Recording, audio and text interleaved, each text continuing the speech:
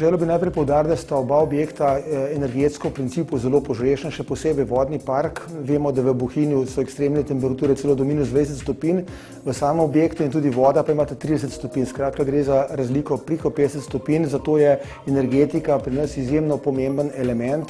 Je drugi tudi po ceni, drugi najmočnejši strošek v našem sistemu.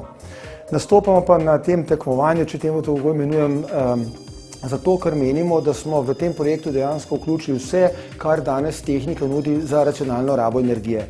Imamo tudi lastne vire, se pravi kogeneracijo, v kateri proizvajamo 240 kW elektrike in 400 kW toplote odpadne, ki jo uporabljamo za ogrevanje bazenov. Poleg tega zbiramo vso odpadno toploto iz tušov in kopalnic v posebnem rezervoarju in s toplotnimi črpalkami vrnemo toploto odpadno nazaj v sistem. Pobiramo tudi odpadno toploto v pralnicah iz odpadnega zraka, potem v serverski sobi, kjer je preko 10 kW odpadne toplote, s toplotno črpalko vrnemo sistem. Uporabljamo tudi svojo lastno vrtino, ki je globoka 430 metrov, ima 13 stopinj in s to vodo mi potem hladimo hladilne grede v vsem hotelu, pomeni, da imamo zastonj hlajenje.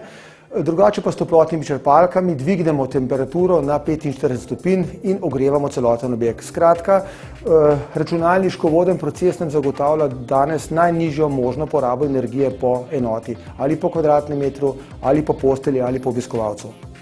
No, lahko rečem, da po naših izračunih objekt deluje se zdaj še niti ne celo leto, ustvarjamo približno 200 000 evrov prihrankov na leto.